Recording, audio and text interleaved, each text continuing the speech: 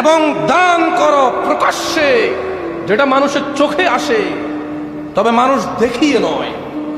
দান করো গোপনে, যেটা মানুষের চোখে আসে না। কতদিন পূর্বে? মিন ক্বাবলি আন ইয়াতিয়া ইয়াউমুন লা বাইউন ফীহি ওয়ালা খিলাল।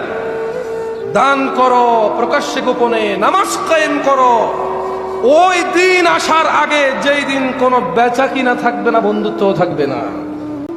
ও রবের বান্দা যারা তোমরা নিজেকে স্বীকৃতি দিচ্ছ এবং আত্মসমর্পণ করেছো, যিনি আসমান ও জমিনের প্রতিপালক, ওনার কাছে তোমাদের রব বলছে সালাত কায়েম করো, দান সাদাকা করো গোপনে ও প্রকাশ্যে।